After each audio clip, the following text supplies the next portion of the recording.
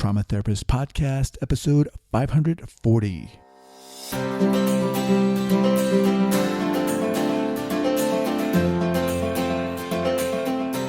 All right, welcome back to the Trauma Therapist Podcast. My name is Guy McPherson. My mission is to raise the awareness of trauma and to support and inspire new trauma therapists just starting out on the trauma-informed journey. I do that with my membership community, Trauma Therapist 2.0, my online courses and workshops, and the Trauma Therapist newsletter. If you're a therapist of any kind and you work with individuals who've been impacted by trauma, I invite you to head on over to my website at thetraumatherapistproject.com. That's thetraumatherapistproject.com. All right, let's get started. Are you ready to do it?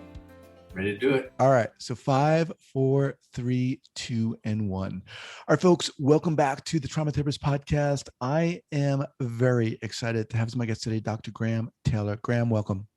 So nice to be here, Guy. Thanks for having me. You're welcome. So Graham is a clinical psychologist. He's chief learning officer at Triad and founder of the Taylor Study Method, one of the Triad family's EPPP preparation programs. Graham has over 25 years of experience working in both hospital and private practice settings, working with individuals, couples, and families. Graham resides in Honolulu, Hawaii, where he maintains a private practice. He's also host of the podcast. Was it mental health? Behavioral health today. Behavioral health today. I was on it. Episode was 63, I think. And I have to tell you that you're phenomenal. You are a phenomenal interviewer. And I would encourage people to check it out, not because of me, but because of Graham and the way he's able to encourage and invite things and nuggets out of their guests. But anyway, you are very kind. Very kind. Well, I mean it. Share with our listeners, Graham, where you're from originally, and obviously you're in Hawaii now. Yes, I grew up in Pasadena, California. Okay. And we had a great time growing up there. I came to Hawaii in '84. Came here for graduate school. Went to school here for my master's degree. Then I worked with the state mental health department for about 3.5 years. And went back for my doctoral degree in psychology. And it's a hard place to leave once you're here. It is paradise. That's what they say, and it is. It's really a wonderful place. I've never been there. My wife's been there, but what island are you on? I live on Oahu. It's kind of the main island, if you will. Okay. One kind of the center of commerce, and it's kind of the gathering place. So it's a wonderful place to live. Raised 3 kids here, and have had a wonderful life, both professionally and personally. And it's a nice place to be. Awesome. All right, look, let's get into it here. How the heck did you get into this field? I love this field. Yeah. Aren't we lucky to be practicing in this field? Oh my goodness. I just absolutely just love every single day. I went into college. I went to the University of Pacific up in Stockton, California. And I thought I was going to be an English major. I like to write and thought I could be good enough. And then I got my first paper back, and I think I had more red corrections than I had black ink on my paper. So I thought maybe I won't be able to make a living out of this.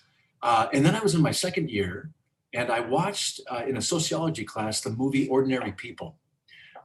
Timothy Hutton, Mary Tyler Moore, Donald Sutherland. And I saw this family who was in this tremendous pain following a loss, a trauma really, of their oldest son due to a drowning, and Timothy Hutton being the survivor of that. And this family in pain, but they couldn't look at the difficult stuff. And it resonated with me that somehow this difficult stuff had to be taken a look at. And I also saw the therapist's role in this and how he came alongside. Oh, he was awesome, huh? Wasn't he awesome? Yeah. It was tremendous. Judd Hirsch, that's right. Yeah. Right. It was just, it was so nice. And I just thought, what a great healing. It was honest. It was real. It was gritty. And that's kind of how I see trauma. And so that movie really resonated with me personally about how do we take a look at the hard things that are hard to talk about and name them with some courage and some bravery and maybe some skill, So if I can interrupt for a second. So you saw this movie and it resonated with you, and you thought to yourself, I want to get in there and I want to open stuff up for people. You felt you could do that or wanted to do that.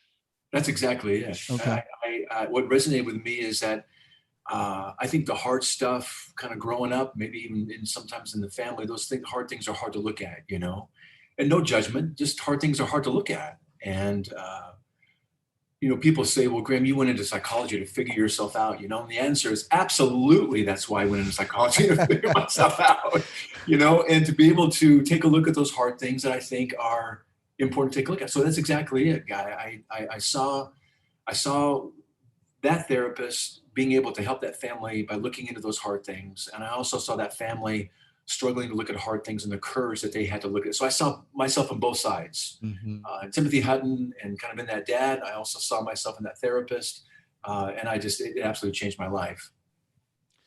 Yeah, that's pretty interesting. I was drawn to Judd Hirsch's role in that very organic, Yeah. authentic, kind of indirect, but he was able to get in there and in such an awesome way.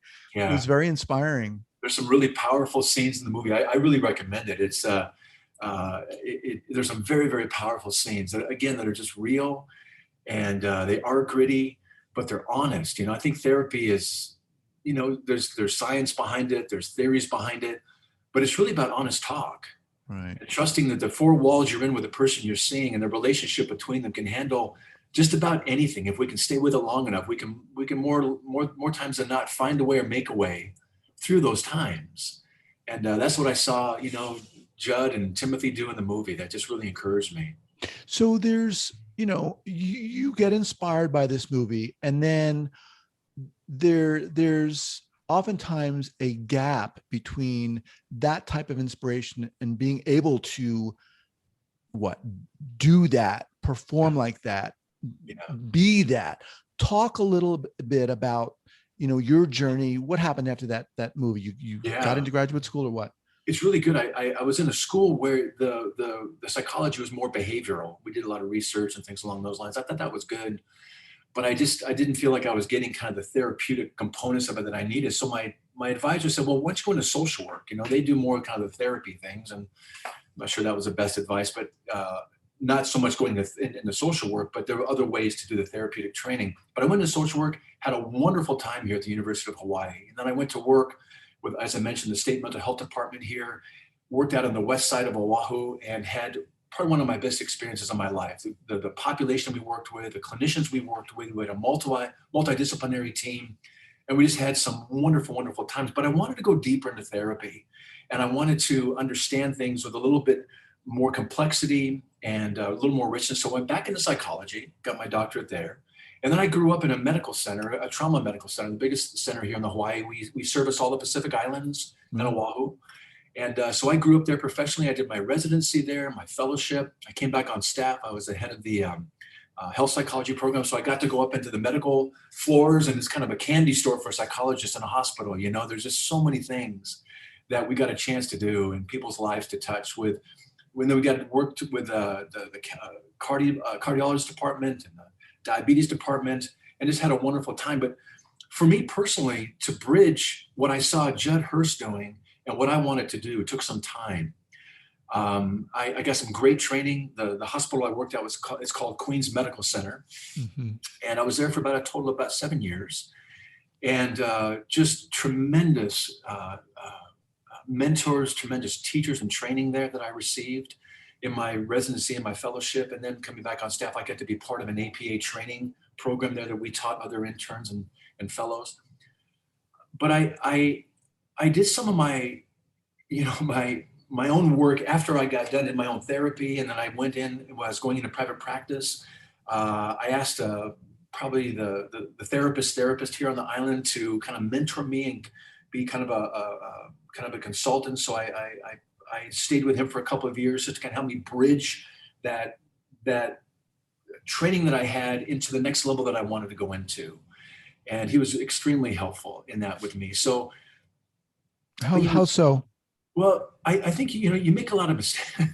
I made a lot. You make mistakes when you come into these things, and you come in. I came in earnest, and wanting to help. I wanted to be a good therapist, and I was excited. I was watching what I saw, in Judd Hirsch and other things, other therapists that I watched, and I wanted to be good. And I saw people in pain, and I thought I could help them and work through that.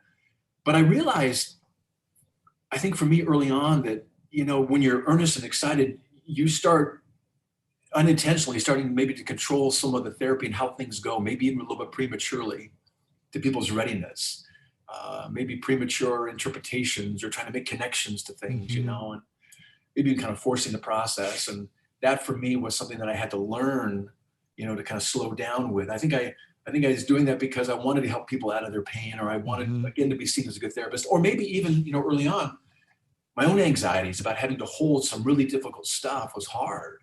And we had to sit there, and it's uncomfortable sometimes. And so I think maybe I was a little, I was a little premature in doing some of the things that I was doing, but kind of learned to kind of slow that down a wee bit. That reminds me, one of my first experiences with a supervisor who was amazing. I walked into her office and I was very frustrated, and she said, how's it been going? And I said, I don't know what's going on. I mean, these people are not listening to me. Right, I know. You're thinking just, right. And she said, just so beautifully straightforward. She said, what makes you believe, what makes you think they need to listen to you? Yeah. And I was floored. I was like, what do you mean? I got this degree, I'm studying, I know all this stuff. Yeah. And it was a smack in the head. It was a real wake-up call. I had something similar. I had this one person one time, kind of a supervisor, say, Graham, you're not that good. meaning you, it's kind of sobering, but meaning you can't take that person from that place. Right. But I think maybe what you're referring to too, and that what I learned is that I can learn, and what I think Judd Hirsch did so well, we can learn to sit with somebody.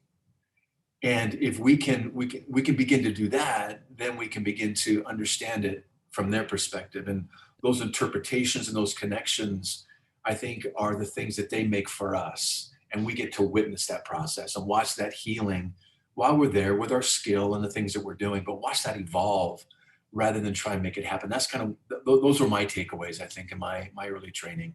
Were there some moments, I mean, I'm sure there were, but are you able to recall some landmark moments where you're like, okay, this is what I need to be doing or not doing, Yeah, I think for me, well, a little bit like what you said, when I really wasn't getting some of the movement in the cases that I thought we could move to, or I saw where we needed to go and where we could go. And I saw maybe that we weren't getting there. And I realized that I was probably interfering with that in some unintentional ways, well-intentioned, but unintentionally, I was maybe kind of stalling that process a wee bit by trying maybe to force things or make things happen. And I think, for any of us to change, I know for me in my life and my therapy and my growth, there has to be a readiness and an openness and someone patient enough to sit with us until there's a readiness and we have that aha openness that occurs, that then those interpretations that we've been holding as therapists for a while, the patient begins to kind of take themselves and begin to inform us. And again, that witnessing process that we get to go into. I have some very patient. I've been in therapy with a handful of folks, and just had some really great therapists who've been very patient, very kind, very gently nudging in right directions. And that's been very helpful to me just in my own growth and being able to kind of do that within some of the work that I get to do as well in the lives of people that I get invited into. In terms of your own, work and your own personal growth and seeing therapists and so forth, talk a little bit about your experience with that. I mean, when you got into graduate school or when you decided you want to study psychology, had you already been seeing a therapist? What was that like? Yeah, it was, it's a good question. I came into it seeing what I wanted to do and then realizing that and being told and encouraged, realizing fully myself that I need to be on the side of the couch first, And so I didn't do that until I was in my doctoral program. I went through my master's program. And in one of my doctoral program, I went into therapy and had a wonderful experience with a guy who was just kind of a Judd Hirsch kind, and just very, very, very thoughtful and considerate the things that he did, and kind of saw the way that I needed somebody to be in a relationship with me to uncover some of these things. I think, for me, going into therapy was uncovering in the fact that I was always really good at leading the discussions and being there for people in the way that they needed me to be there for them. And the training and experiences, things in my family, and it was all good. But I wasn't very good, maybe early on, in understanding what was going on for myself. And in terms of countertransference, those things that we bring into the therapy on our own, we bring our own stuff, whether we're conscious of it or not. And I don't think my own stuff was necessarily interfering overly with the therapy I was doing, but certain things would trigger me, that would make, that I'd walk away with. And so the therapy that I was engaged in really helped me understand myself, I think. I think it helped me with my ability to empathize and take it a little more slowly. I think what I had to learn was how to recognize things that within myself that maybe I hadn't been all that conscious of, that I kind of denied, or maybe I hadn't cultivated a real clear understanding about growing up, and maybe even in my early adult years. That with that understanding, I think I've probably become a better therapist overall, recognizing what's going on with me. Mm-hmm. I also think, as you asked that question, what comes to mind, it's a good question. I don't think we can take people to places that they need to go unless we've been there ourselves, to some degree, to be able to hold Right. that place and join the minute. So yeah, it was me learning to identify what's going on inside myself, being able to put words to that, being able to really fill that part of myself out in ways that I hadn't done before. Mm-hmm. That I think probably stifled me in some relationships in my life, my own personal growth, and I didn't want that to interfere with the therapy that I was doing. Mm-hmm. Did you feel that that process was that evolution for yourself? Did you feel the kind of tangible rewards, in a sense, with the therapy you were doing with others? Yeah, I did. It allowed me. That's a good question, man.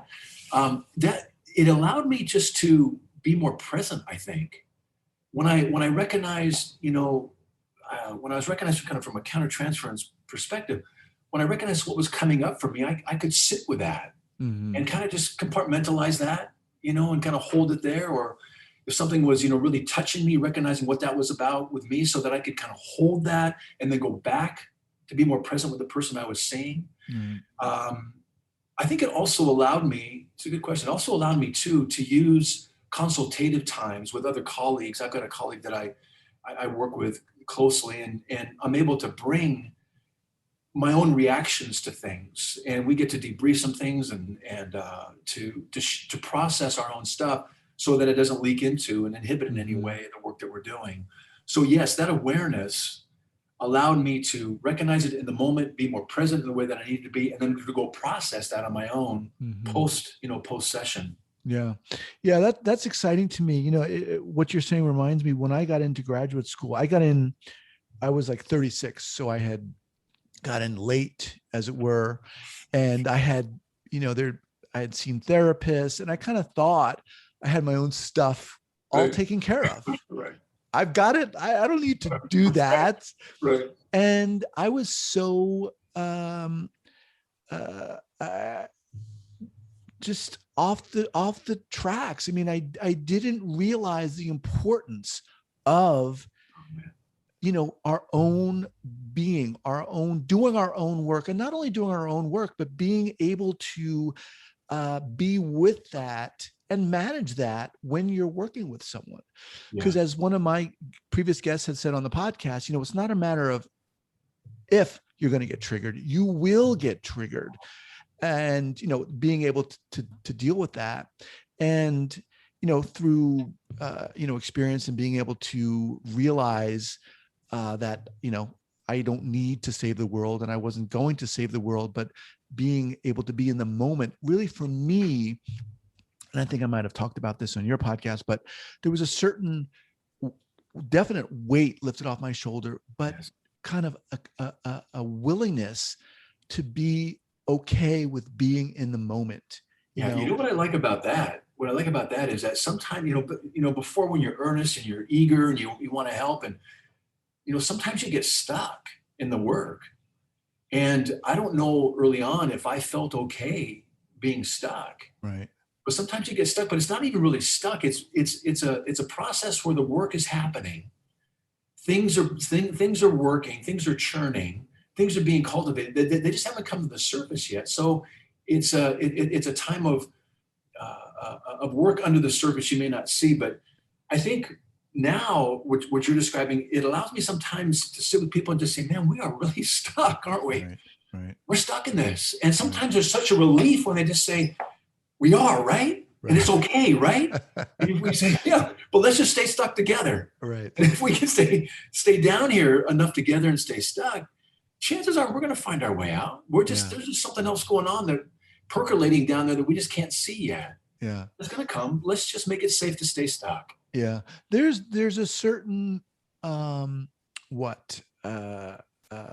honoring of the moment, honoring of the creative process between two people. You seem to, I don't want to seem, but you kind of emanate that. Was that always, I mean, I'm sure that was always there, but that, to what degree was that there when you were started out? Yeah, that's really nice. I appreciate that. Very kind. You know, I don't know quite how to answer that right now. See, this is where you put me on the hot seat here, brother. And in part, we're kind of talking about this, but I think there's something. I think even as you and I, have talked in the past, we get to talk again today. I think there's something that we form uniquely with each person, and I think there's something inherently opportunistic in the best possible way, some synergy with each person that we come into relationship with. There's something creative in there that's going to be unique just to the person you're sitting across from or working with. And I think it's inherent in the relationship. I think I bring, maybe an actualizing potential. Maybe we kind of, but I can't do that alone. It's trusting and encouraging that person to join me in something that I don't know the way through or the answer to all the time, but trusting that somehow we can together. And I think it's maybe I think that creativity comes out of trusting the process. Mm-hmm. As ethereal as that might sound, trusting the process, if people can come together in a really joint way with a great intention and their hearts in the right places and focused in the right direction, we can just do some phenomenal work together. And I think that creativity and that part comes out within the context of that relationship. That's where the relationship is healing, I believe. Mm-hmm. So what are you doing now? You're seeing people in person, online, or what? Yeah, I do both. I'm doing some exciting things. I with a colleague of mine, we do a co-therapist couples therapy. So we're like 4-way sessions. We see them together and then we see them individually for a while. And then we bring them back together in a 4-way session. We just kind of put together a paper a couple of years ago that talked about this approach. Very exciting. Did several conferences around it with APA and locally here. So that's pretty exciting. We also are weaving in some EMDR into our couples therapy work. I also do EMDR in my own private practice around trauma. And we're taking EMDR kind of to another approach to use EMDR around one's core self-meaning that's really, really garnering some very exciting results. We're gathering data right now, doing some pilot type work on it. And we're going to be probably looking to publish some things and we just gave a presentation in Canada on this approach using EMDR with couples therapy, trauma, et cetera. So I'm doing that. I have a private practice. I get to do the podcast. I had you on, as I mentioned. Wait, let me go back for a second. EMDR and the core self-meaning, talk more about that. Well, I was trained in EMDR back in the early 90s, and I don't think I was mature enough in my profession or our profession to understand its very significant role in our work. And I believe that I think everyone is traumatized.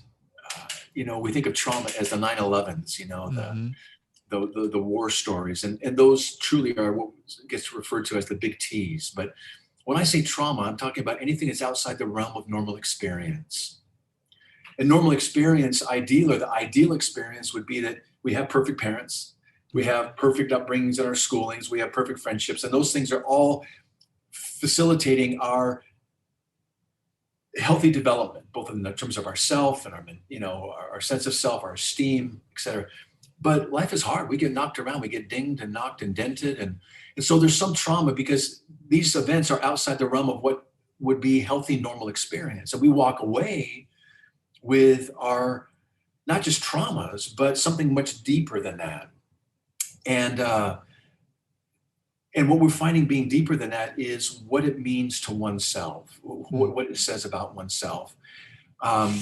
And what I'd love to do at some point, maybe is come back on the show, and when we kind of get this a little bit more public, to kind of share what we're doing, and maybe provide some of the things that we've got in terms of graphs and some illustrations about how we can, with EMDR, really reset one's cornerstone. Wow. That has such a rippling and impactful effect on one's life in some very, very meaningful ways, truly. Some of the stories I hear coming out of the people that I'm working with right now, and I do an extensive follow-up with each one that I take them through with this approach. And the changes in their life, Guy, are just so very significant. Not just the reduction in a trauma. In fact, it's not even target incident focused. It's not even looking at a specific trauma. It's looking at about the takeaway about oneself from that trauma. So it's very, very exciting. I was going to ask you about that. That's really interesting. The reason why I asked about that is because I think I described on your podcast, I had been bullied as a young kid. Yes. And that incident really impacted the trajectory of my life in various ways. So I'd be very interested to hear how that work evolves, and definitely have you back on to talk more about that. But let's kind of switch gears here. Yeah. How did you get involved with Triad and this podcast that you're doing? Yeah, it's such a joy to do the podcast. It's a privilege for me to do it. I'm the tailor in the Taylor study method, like you mentioned. Crazy! I just realized that. That's amazing. I came out of my doctoral program needing to study for my licensing exam. And I thought, man, I got to study for this behemoth of a test. And I went to some of the workshops and they were good, but I thought there had to be a better way. So I created the Taylor study method out of my own preparation method. Look at you. And then as it turned out, AATBS, academic review that are part of the Triad family now. The Taylor study method had a chance to purchase those two. Those were our biggest competition. So we purchased those two. And then we had Triad come in and purchase us, all three brands. But we have a tremendous CEO. We've got a great board that have really taken Triad to a whole nother level in such a well-rounded way. I was able to move out of some of the day-to-day things that I was doing with Taylor study method into a little bit more of a consultant role. And then now I've moved into the podcast host for Behavioral Health Today, which has been a joy. I get to meet guys like you, which I love, other professionals in the field talking about a variety of topics related to mental health and what's going on in our world. So it's been a lot of fun. Awesome. And are you publishing once a week on that, or? We are. Yep. Awesome. I think we launch every Tuesday, I believe it is. We've got about 80, not nearly what you got. You're in the hundreds, brother. Yeah. That's really good. It's awesome. We're getting some good shows together. We got them out there right now, and our guests are terrific to be getting to know and interview. Awesome. All right. So people are going to listen to this, and they're going to want to contact you. They're going to want to get in touch with you. They're going to say, I want this guy to be my therapist. How's that going to happen? How do they reach you? Well, if they want to learn more just to kind of about Triad, they can get a hold of Triad and get to know me a little bit, or the Triad whole family. We've got the Triad family's got a tremendous number of opportunities for professionals in this field. We have opportunities. We have Hello Triad, which is a awesome. Oh, right. I jumped on there. Did you? Yeah. That's really cool. It's free to members. Not members. It's free to those who sign up, who are in the field. And it's just a wonderful site. We have training materials for those coming up our younger clinicians coming up that want to go get trained and ready for the licensing exams.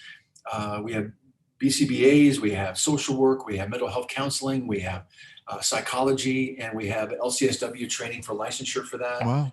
We have professional services that are being put together, and just a very, very creative team together that's put together a wonderful set of products for those who want to come in. So there's a ton of things to see. So triadbehaviorhealth.com is a way to get into that. If they want to come listen to the podcast, it's Behavioral Health Today. It's on all the, Apple and all the other sites that have podcasts. Awesome. If someone wants to get in touch with me directly, they're more than welcome to do so. I'll give you my email address, actually, if they like to. It's GT, stands for Graham Taylor. So GT33 at mac.com. Okay. And I'll have that linked up here at the show notes page at traumatherapistpodcast.com. All right, Graham, as we wind down here, how about a go-to book recommendation, whether trauma related or not, or whatever? What do you got? Yeah. One of the books I read very early on, and I read probably every 3 years, is Scott Peck's The Road Less Traveled. It's like this compendium of good ways to think about living life. It's a very well-rounded book. He's a tremendous author, and it's just got some age-old good wisdom. In fact, I use it sometimes as I work with a little bit of a waiting list. So I'll tell people, hey, if they say, well, what can I do in the meantime? I'll say, well, why don't you use this as a primer? Read this book. Mm-hmm. And so they come in kind of half-cocked, ready to go, because they begin to read these things and they see themselves in it, and things begin to get explained. So that'd probably be my go-to book, The Road Less Traveled by Scott Peck. Awesome. I want to check that out. That's a good one. I know it, but I never read it. I would love to see what your thoughts are on that. Awesome. Well, look, I knew this was going to be good. I knew you're phenomenal. I mean, again, it was a awesome experience being interviewed by you, and it was great having you on this podcast. Like I said, you emanate this, genuineness and directness that I hope my podcast is about. So it's a pleasure having you on here. Well, you're awesome, man. I appreciate the relationship professionally and personally. Thank you for having me on. It's been my joy, and always great to be. I look forward to having you back on our show again. I look forward to coming back on yours at some point. All right, man. Take care in Hawaii. Okay. Appreciate it.